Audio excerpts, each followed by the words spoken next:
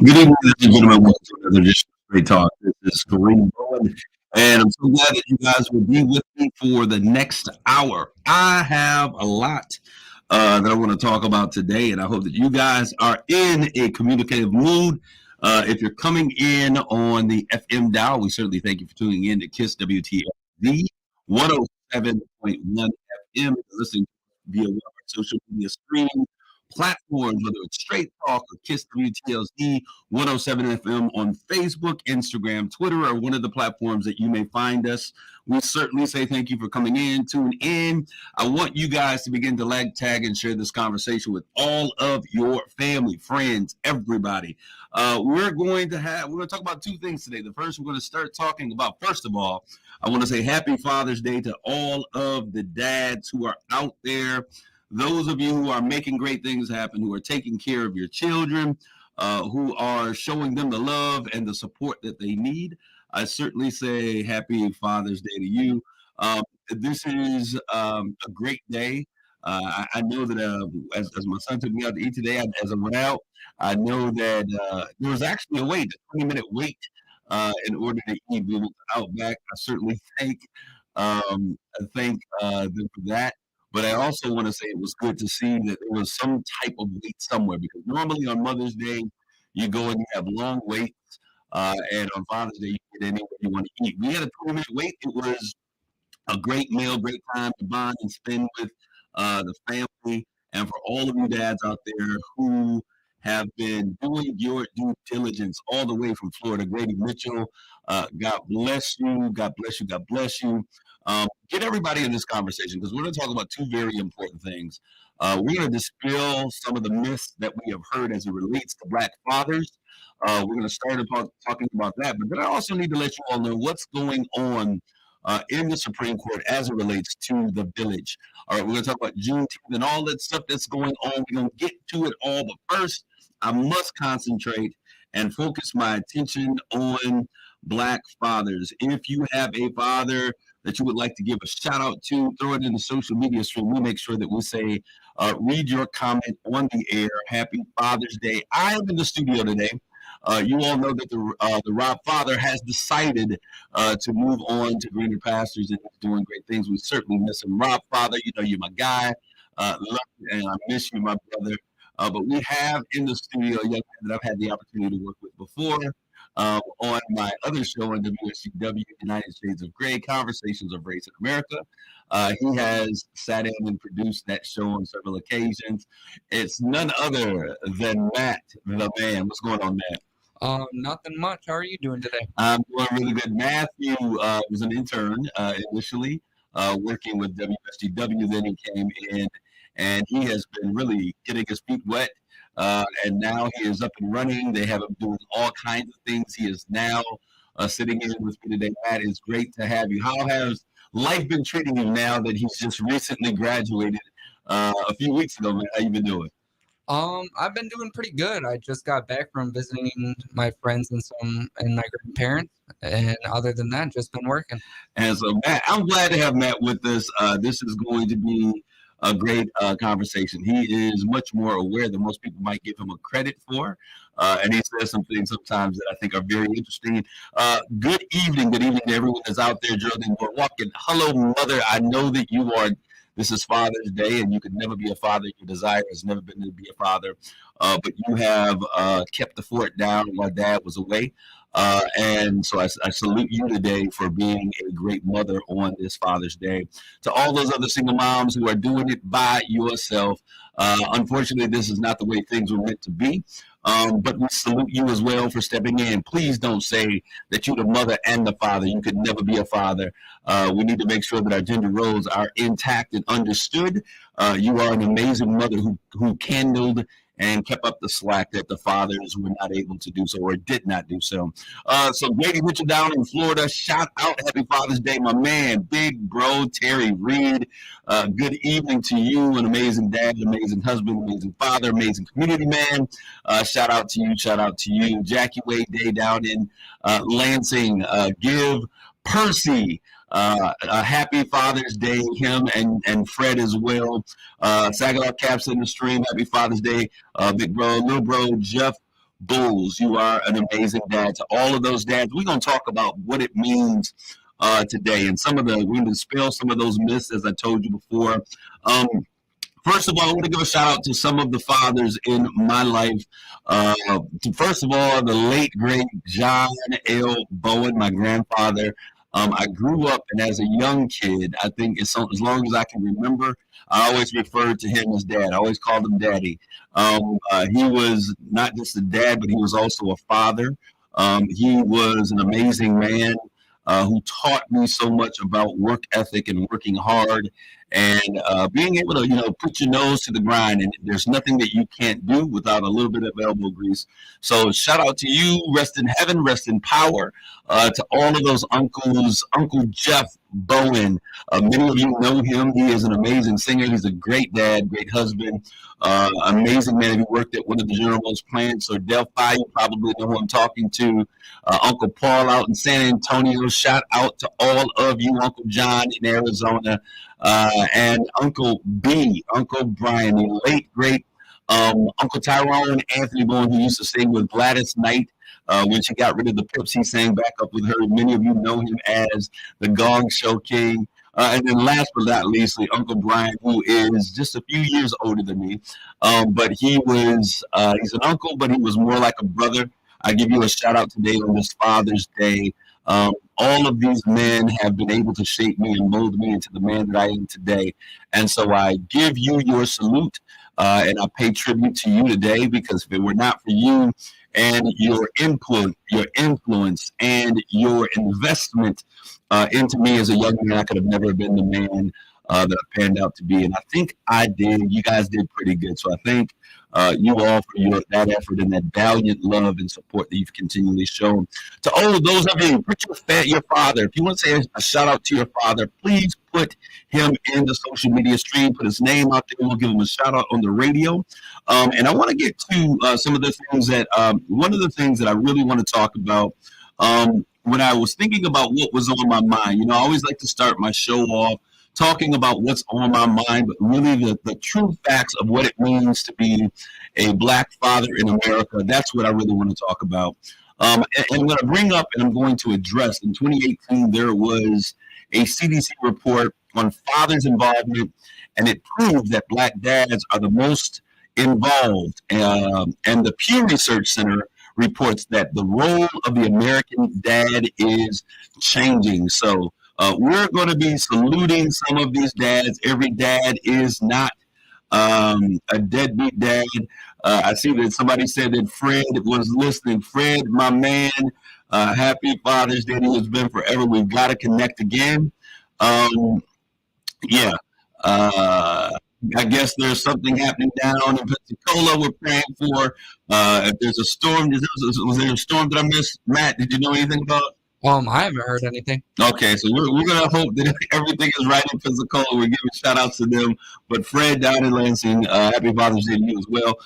But I want to get back to what I was saying. According to the study for the Center of Disease Control, Black fathers were the most involved with children, no matter if they live with them or not. A greater percentage of Black fathers, when compared with white and Hispanic fathers, fed or ate meals with their children daily.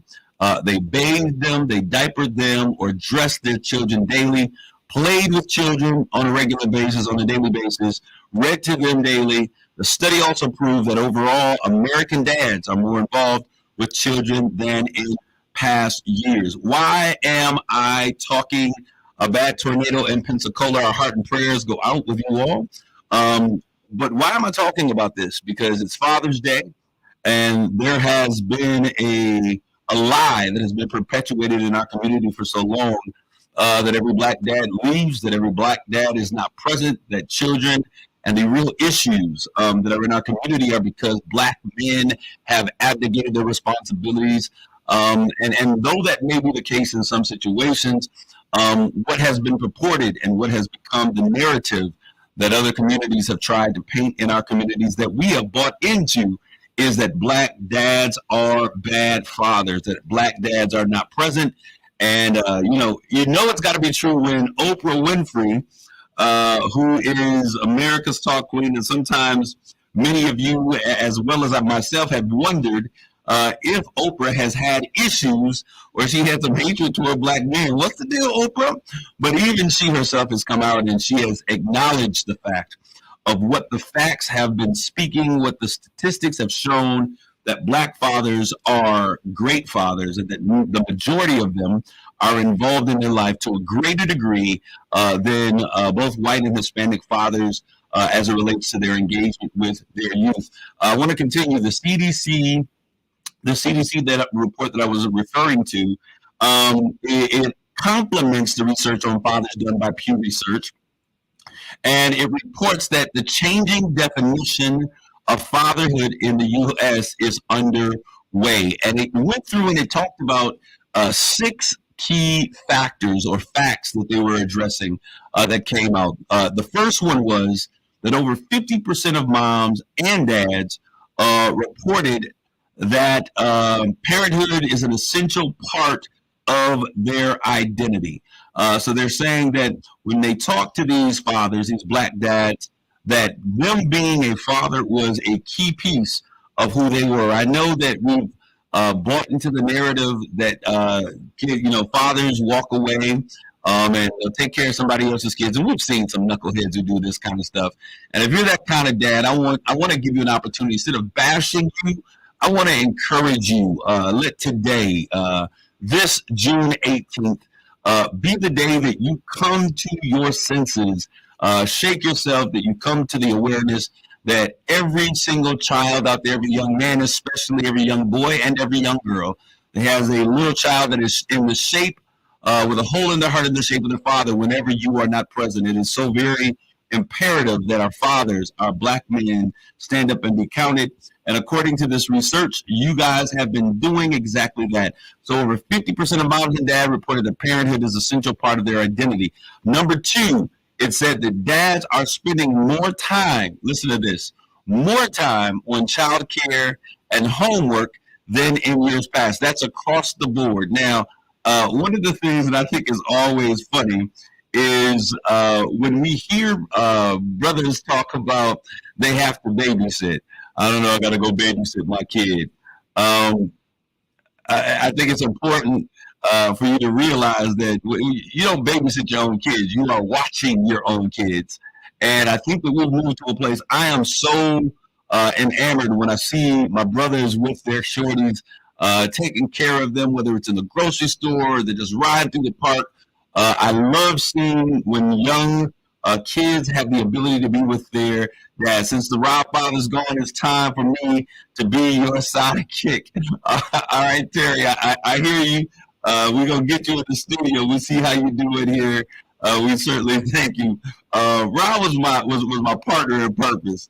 I don't want to refer to him as a sidekick. I used to joke with him like that in the air, but I certainly I understand exactly what you mean. Number three, 48% of working fathers would rather be home with their children instead of working. That's a strong number, and I was quite surprised by that number. But more fathers, I think, would desire to work at home. We noticed in this pandemic that working from home is something that works, and they're trying to change the numbers if you're paying attention. Initially, they were saying that they found that we were just as productive being at home. Now they're trying to say that employees are, stealing hours and they need to get back to the workplace. That is all because we have a number of folks who are working in commercial real estate that are trying to figure out how they're going to continue that industry going and the impact it would have if so many of you remained working from home. Number four, 58% of moms and dads rank values and morals higher than discipline, emotional support, and income when asked which was extremely important for your children. What are some of the core values that are most important for our family? As we continually talk about what's important to the village, it's important that we begin to understand and bring back some of those old concepts of family values. I understand that every relationship is not going to work out, and that families, husbands and wives, mothers and fathers, may not find themselves working together, but that does not mean that we cannot share a common plan for co-parenting. one of the things that I think is very dangerous, especially as I work with young people in our community, is that there are two sets of rules by which a child is often governed, and the child chooses the one that is most lenient and works best with his advantage or his plan of how he wants to live his life. So, parents, one of the things that I think is so very important, and we're listening to what this Pew report was saying, is that we need to have some co-parenting happening, which is definitely happening.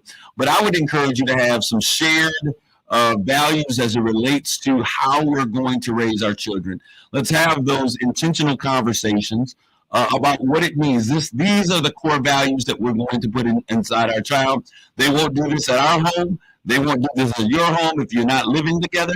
But we still need to make sure that we're working together for the benefit of our children. Grady Mitchell, you have been coaching for years and have players yet continue staying in touch with me. I will tell you, for those who are out there, there are a lot of what we would call single parent youth. Or young men that don't have a father that lives in the house, and there's a lot of situations that are happening. And coaches are what we refer to as surrogate fathers. Whenever there is an absence of a father in a young man or daughter's life, it will also often require other individuals from the village. We often talk about that adage that it takes a village to raise a child. And so, whenever there is a missing parent, be it a mother or a father in a child's life, it is imperative that we, as the village, we surround that young individual, and that we are very intentional about speaking words and affirmations of power and strength, allowing them to know that they do not have to be a victim of statistics. Oftentimes, statistics are pointed in the directions that people desire to drive a narrative, and we have to speak words of purpose and affirmation. And it is so often that coaches are those individuals who have the ability and to speak life into the hearts and the minds of our young people. Now, I will tell you something that some of us have been working in the community, and this is really about fatherhood. It's really about the importance of coaches.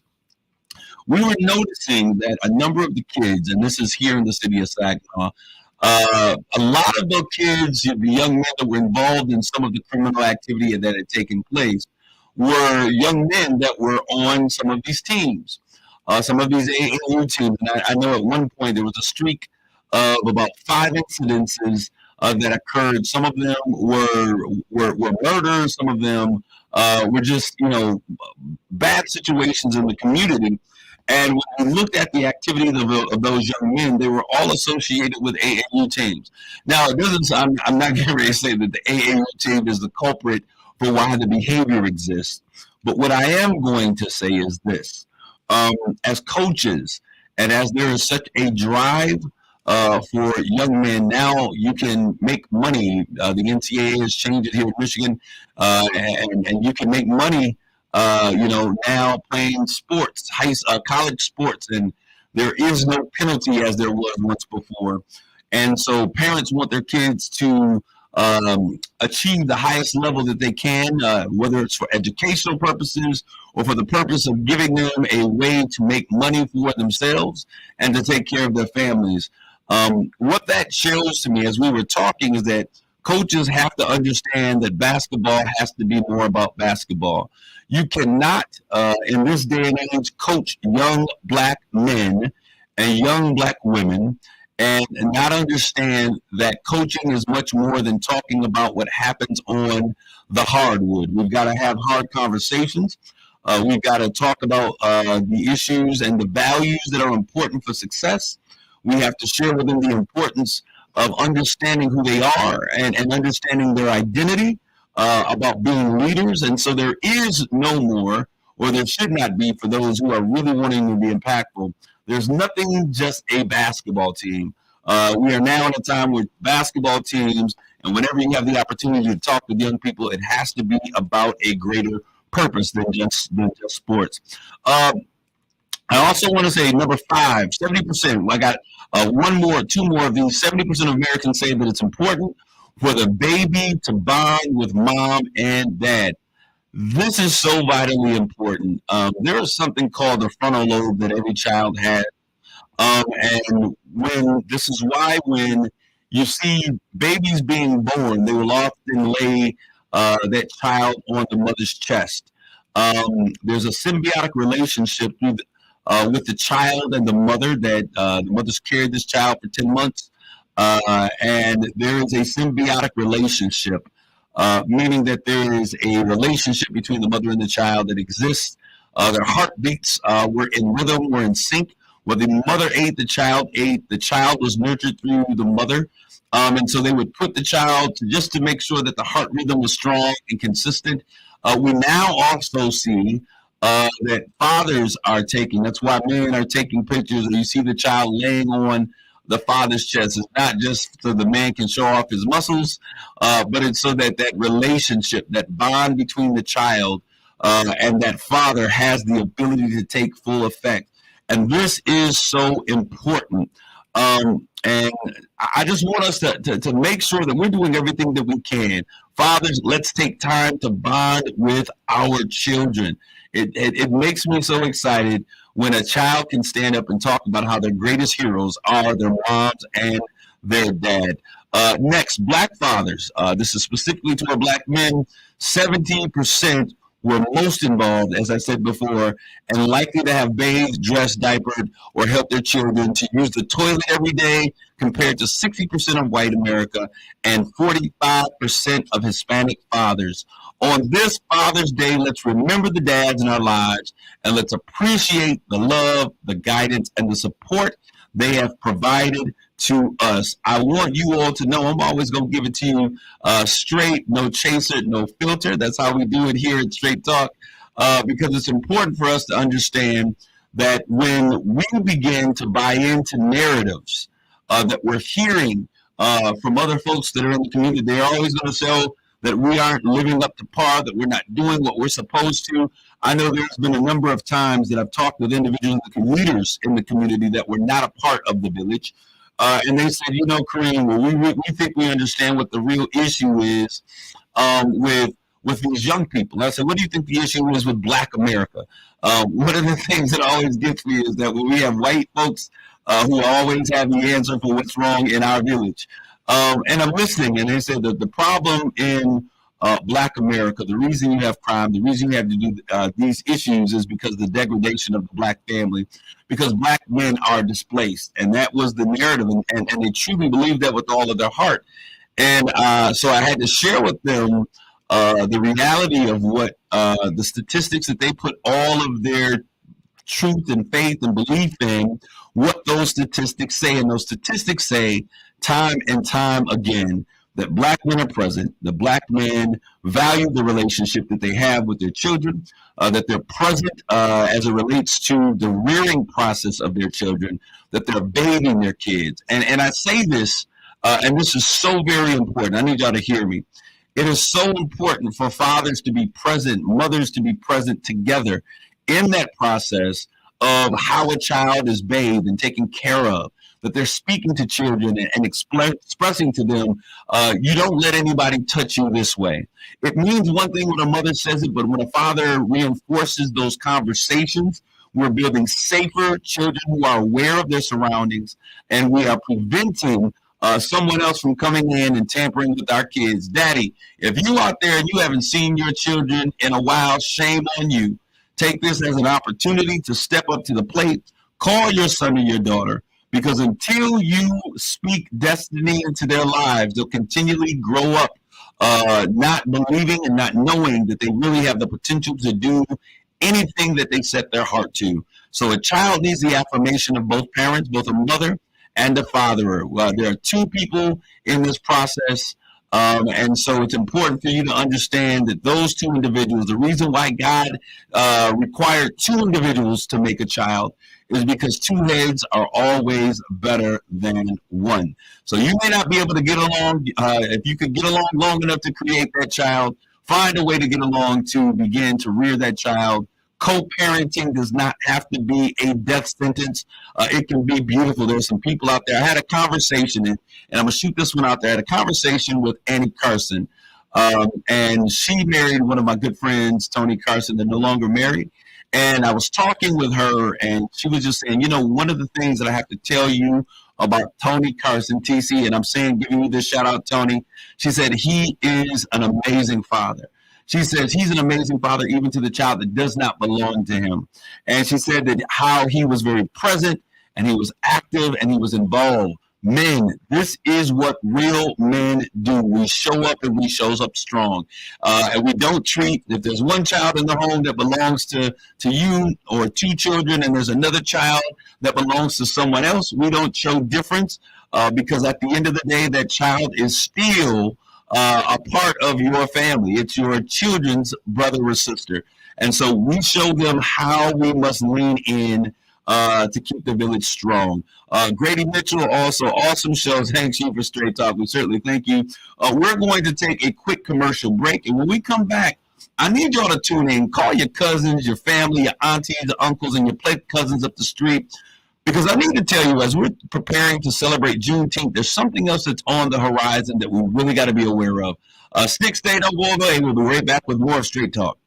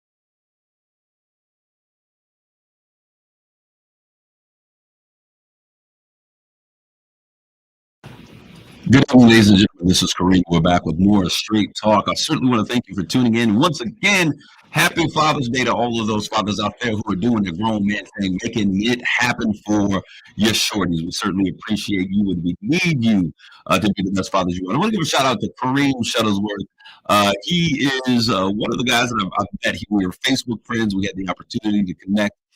He's a part, and I'm going to shout out just a little bit for his efforts and his work with what we did with the Juneteenth celebration this past week. But to my man, I always see him with his kids, his wife, and they're doing great things. And so I love to see brothers handling their business. Now, okay, we're going to transition just a little bit.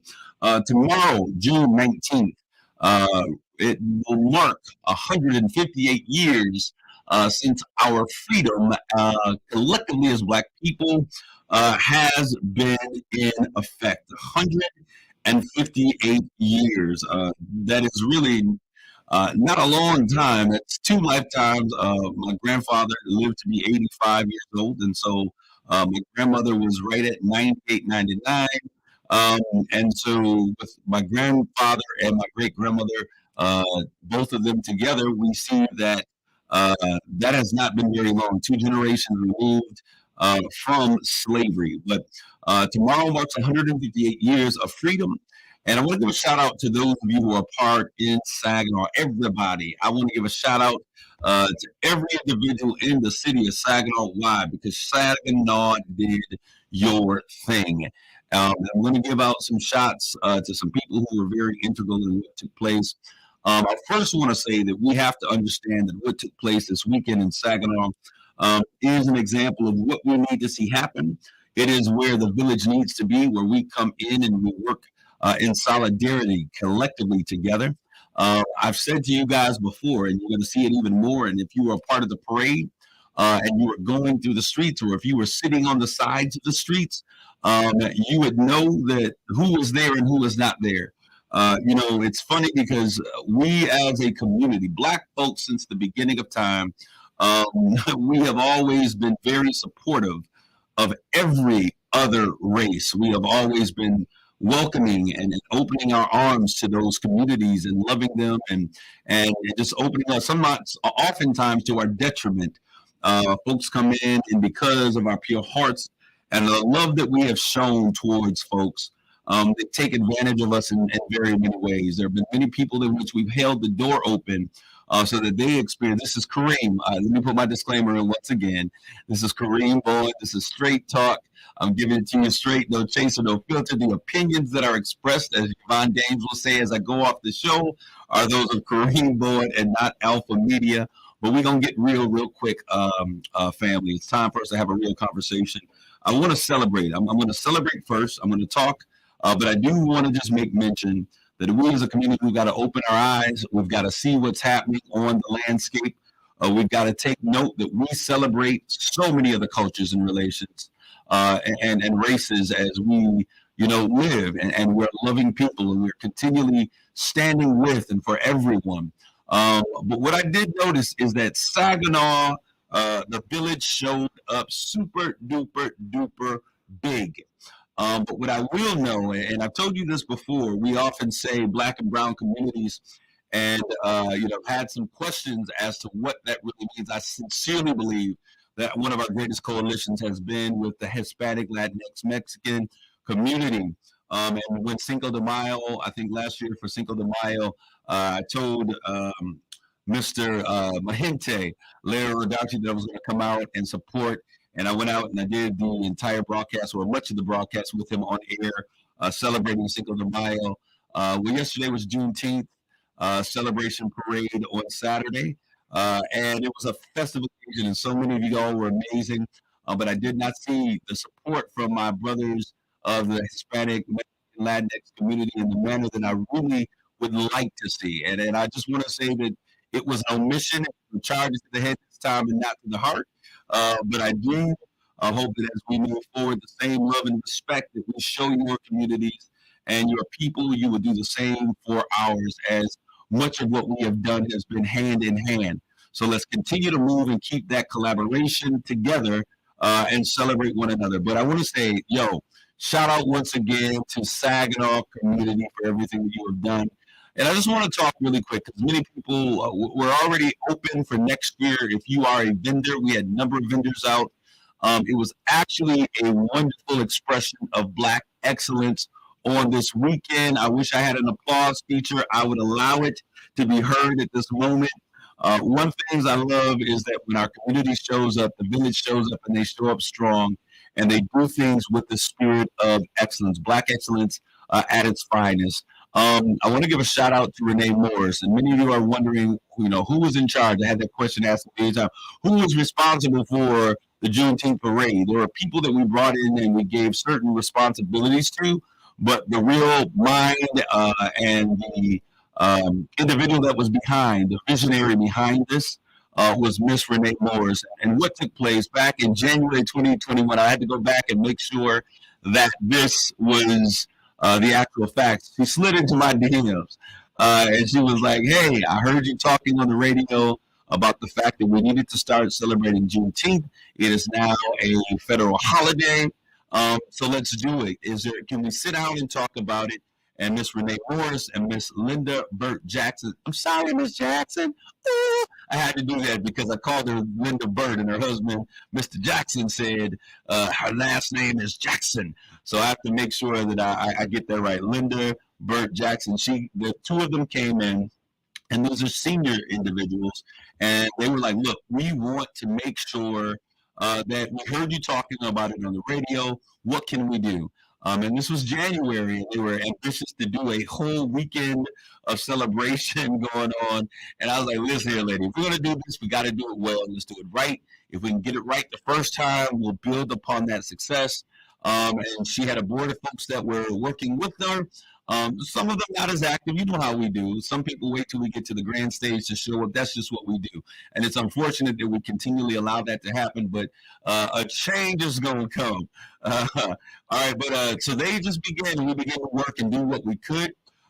Started meeting Linda Jackson. I know Cassandra Garrett.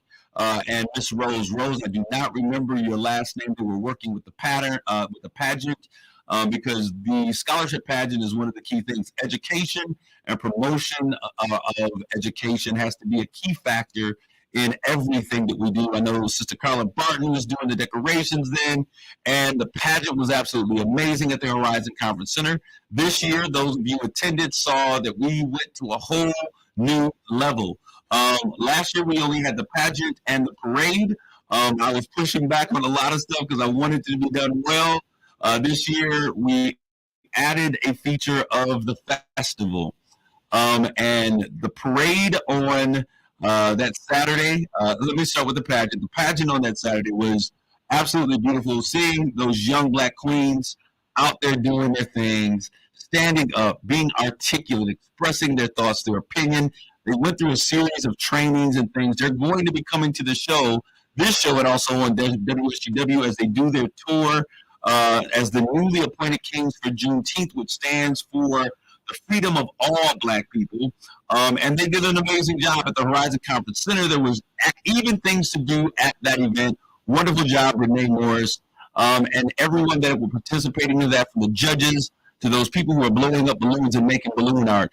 Absolutely amazing on that day.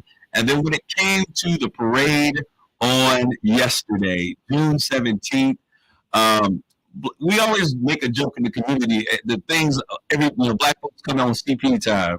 But the fact of the matter is, we asked that you all be there at 9:30. The majority of everyone was there on time as asked. And when I began to look up at Hoyt Park, and I'm looking halfway around the park, and the parade and people were coiled around like a caterpillar or snake, snaking all the way around to the back of the park. It was absolutely beautiful. Every agency that was represented there, First Ward, the NABE, just every community organization that was out there. It was absolutely amazing. I want to give a shout out to Bob Johnson and Christian Garrett. All of us were helping to get get individuals into the parade. But I know that those two individuals, their responsibility was organizing the lineup. Miss Renee said, "Hey, I want to have flags." We had 52 flags of countries in Africa that were all being donned and celebrated. That was an amazing thing. And then we had so many of you that came. And this is where I give a shout out to Kareem Shuttlesworth again. I've seen him at the meetup to clean up with the mayor. I've seen him do a number of things, and I said, "Yo, bro, do you want to get involved?" So he made sure that we had the classic cars that were getting involved. We had a good selection of classic cars. We gave out awards to those top awards. The Orange Monster, the Orange Ape, or whatever he calls it, was the winner of that. Then we also brought in Annie Carson, and I know she has a business where she does events. She came in. She was hired to coordinate some of the aspects of the festival, the dancers, the stilt walkers, all of those things, and make sure that our stage was live and popping. The Delta Sigma Thetas. I thank all of our fraternal orders being there, the Alphas, the Kappas, the AKAs, everyone. But I must admit that the Deltas, the Crimson and Cream, I think it's what it's called, y'all showed up and showed out on Saturday. And I certainly want to appreciate you and thank you all to my cousin Fontella Smith out there. I told her she was the hype man of the Deltas. Great job. I want to see all of you come out next year in greater strength. A great part of the legacy of Black colleges and institutions is the fact that we either stroll or we're stepping. And I think that is an integral part of what we're doing as a community. Shout out, shout out, shout out. And what I got to say this because our mayor, Brenda Faymore, regardless of what you think about her, I'm going to tell you why people love her. People love her because she's everyday. People love her because she's always fighting for the underdog. We celebrated her this year. She was our grand marshal, and she was integral in bringing some of the key pieces and components of what we were doing together. She also, because of her reach down to Washington, D.C., made sure that our U.S. congressman understood that there was something happening in the city outside of Detroit as relates to Black people doing Black excellence. And so our U.S. Congressman Dan Kildee was there in the House. I know that he came out and he was impressed with what he saw. But our mayor, let me tell you this about our mayor. And this is why I tell people you can't say nothing crazy about her. You can disagree with her, but she was the honoree. There were other spots where there were Juneteenth festivities going on, and I'm going to talk about solidarity in a quick second. Shanteria Smith, my little sister, I absolutely love her. She's been doing a Juneteenth celebration. I found out after I got involved with this one with Miss Morris for about 4 years. I think this marked 4 years. And they had a barbecue cook-off, and there were vendors over there. And it was just a great environment in that area over at the Juneteenth building where Miss Tasha works on the Juneteenth building. And there was another breakout of a festival. Then on the south end of town, Bishop Larry Campbell was doing a Juneteenth celebration. I think they gave away 30 bikes. When I was there, they were giving away a 50-inch television, horse rides, and different things of that nature. And I was excited to see so many people celebrating Juneteenth in a way that was so impactful and empowering for our community. It was absolutely beautiful. And so myself, Renee Morris, and the mayor, I escorted them around and we visited the other sites. I want to give a shout out to Stars, who was a champion on this weekend. Thank you, Glenn, Glenn Stephens, for making this happen. Once we did that parade, and I told you we were started out at Hoyt Park, marching down the street. Once we got to about the 7-Eleven just past St. Mary's Ascension, we started seeing the ending of the parade coming out of Hoyt Park. It was absolutely beautiful. But I certainly want to say, Stars, thank you, because when we got to our drop-off point, no one had to figure out how they were getting back. They had 3 buses that carried everyone back to the start point, and those who wanted to get their cars so that they could return. Immediately following was the festival, and Saginaw, you showed out. The reason why this Juneteenth celebration was so great was because Saginaw, you took ownership of this. It is your festival. This is about you. And so I want you to understand that this year was bigger. Next year is going to be greater. But what I was saying about our mayor is not only did she visit every site, but at the end, and this is where we got to do better. when it's time to clean up, she went and grabbed some bags. We got brother Eugene Pookie Seals with his national championship winning girls basketball team, who was also saluted. And his young men, they came over and we picked up all of the litter in the park because this is black excellence. This is what we do. I can't wait till we understand that when you have a cup and you throw it on the ground, that it is your responsibility just to put it in the trash. But we're doing better. It was an amazing opportunity. I certainly give praise to everyone that was involved. Amazing job. Kudos, kudos, kudos. As we move forward, somebody say the word solidarity. Solidarity is the unity or the agreement of people with a common interest within a group. I want us to show a greater amount of solidarity because this is what I can get on here and complain about who we didn't see and all of those other things. But the fact of the matter is, when we show up for what we do together and we support one another, we don't need anybody else's support as it relates to getting things done. And so next year, it's going to be bigger and better. Please sign up now. You can sign up for the Miss Juneteenth scholarship pageant. We need at least 12 to 15 girls to be a part of that pageant. There are different age groups.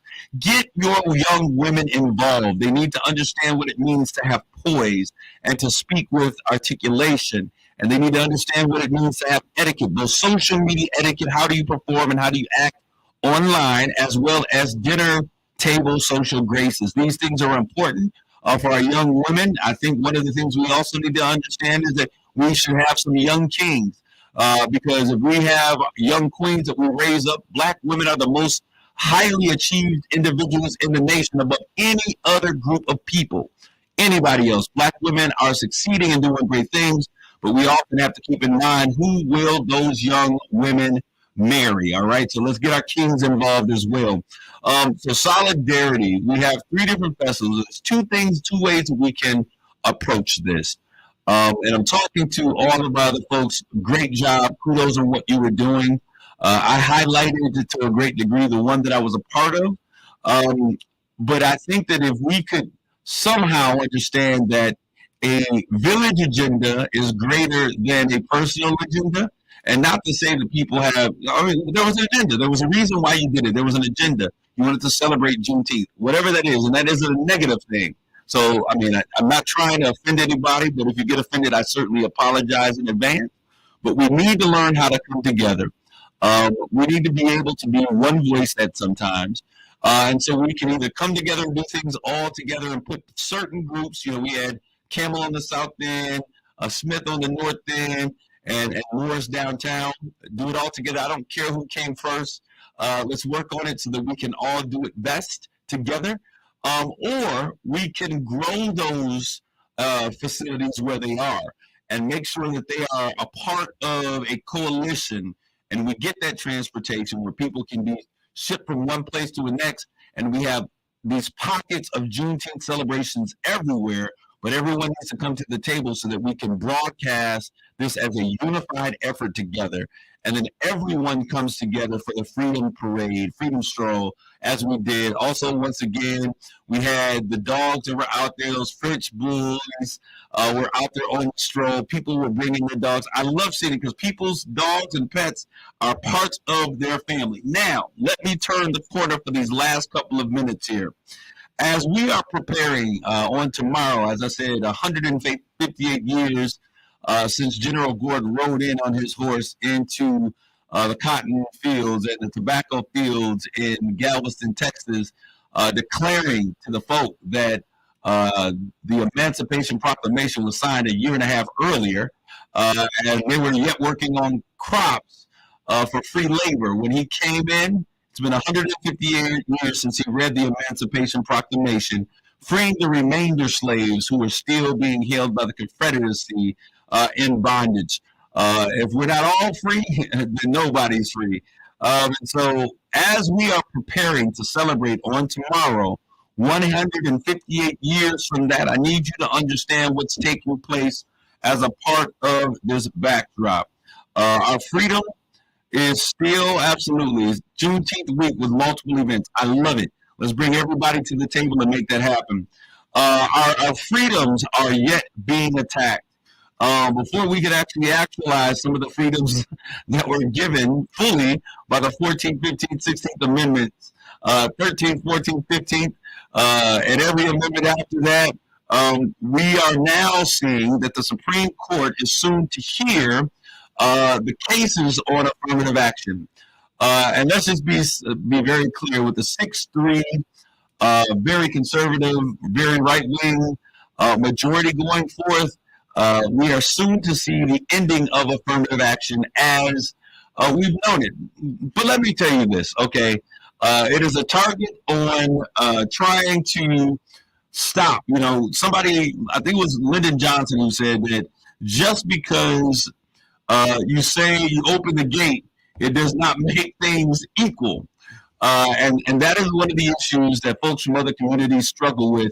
You know, if we had a black president, you can do anything that you want to do, but there are yet systems in play that don't bring forth equity, and that equity is so very important if we're going to achieve. When I look at the wealth gap that is in our nation, it allows me to know that the opportunity for success and wealth in America is under attack as it relates to the black family. It is ridiculous to say that we are equal. We have opportunities which are still tainted by skin color biases, but we are not equal, all right? And so the Supreme Court is getting ready to take up this last case. Those of you who really know the truth about affirmative action, the greatest benefactor from any affirmative action plan was also the white woman. So when I talk about minorities, I struggle to see white women as being minorities, other than when we talk about women being not represented as a whole, but every benefit that their white husbands have had, they brought and put it on the dinner table for their white families. But, you know, people will get upset when you say that, but that is the truth of the matter. So as the nation prepares to celebrate its third year of the Juneteenth as a holiday, the Supreme Court is now taking up these affirmative action cases. Let me give you a few facts. The court considered 2 cases on affirmative action brought by Students for Fair Admissions, SFFA, against Howard University and the University of North Carolina. We know that we had something similar happen in Michigan not too long ago. And their goal was to represent private and public universities, respectively. Students for Fair Admissions argued that the practice violated the 14th Amendment Equal Protection Clause and disadvantaged white and Asian American applicants, the very one that gave not only blacks the right and equal protection and the opportunity to be considered citizens of the United States, and extended those privileges to Hispanic Americans and to Native indigenous folks, or whatever you want, however we should return them at this time, is the same one that they're not using against. Harvard and UNC have said the practice should be upheld, saying their admission policies are in line with previous court rulings of the policy, and that taking race into account helps to ensure a diverse student body. Denying the practice is discriminatory. Also, Chief Justice Roberts, now listen to this. He is one of the middle of the road guys out there, and he suggested that any of the practice could be an incentive for the university to truly pursue race-neutral alternatives to promote diversity. For instance, Roberts and Justice Amy Coney Barrett said that having applicants discuss their race in any other ways or maybe their application, like through essays, might be more effective than ticking a box showing an applicant's race. Now, when we look at affirmative action and we see who are the real benefactors as it relates to that checking the box policies, most often the individuals that receive the greatest benefit were women, white women, but also as it relates to black folks. When they look at black applicants, they were not African Americans who were the descendants of slaves, but oftentimes international African students who, y'all know how many of them feel about us in the first place. They don't see us the way that we see them. I'll say it that way. So many of those African international children, parents, well-to-dos, folks who had benefited from the first place were the ones who were benefiting. Universities have warned that getting rid, now this is the key piece, Universities have warned that getting rid of affirmative action would significantly impact the diversity of their student bodies. Harvard's argued that in court briefs that taking race out of its admission process would reduce the enrollment of black students at the school from 14% to 6%. It means it would go from looking the way that our nation looks, our percentage in the nation, to 6% of its student body. And as Hispanics enrollment would go from 14% to 9%. It has also been predicted the ruling will result in 14% drops in students studying in humanities, and at least 9 states, Arizona, California, Florida, Idaho, Michigan, Nebraska, Oklahoma, and Washington, already have policies that don't allow race to count into universities' admission.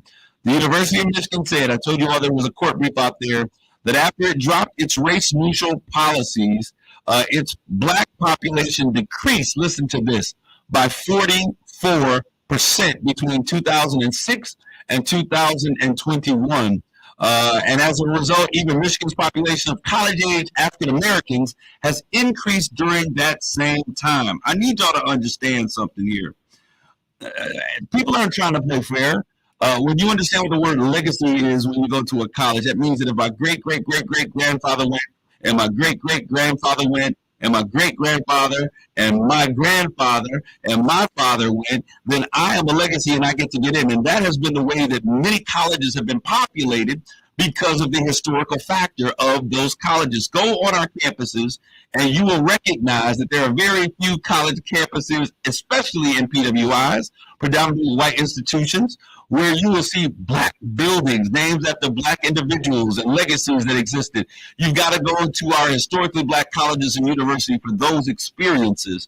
And so what they're saying is that when these opportunities are removed, we see a return to normal, which is the intended case, a return to normal. So they think that because Asian Americans who have not suffered the same plights that we have here in the United States of America, because they have a great level of achievement, that it should be achievement based upon where they are, not taking into account the historical factors that have isolated and prevented our people from having free access and equal access to colleges. So we got to keep our minds alert and be aware of what's going on in the world around us. It is not time to sleep because the freedoms that we have fought for are yet to be expressed and desires.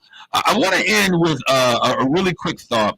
Mark Cuban, who is a gazillionaire, he owns planes, he owns a basketball team, he is on Shark Tank.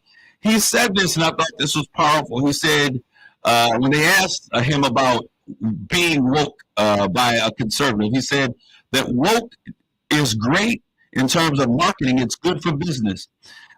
He said that it's important for us to have a diverse workforce and understanding where things are and where people are and how things were created and where they come from. And the conservative individual who was doing the news said, why is it important to know where things come from or the philosophy behind the company that presented it? All we want are the items in the stores at reasonable prices.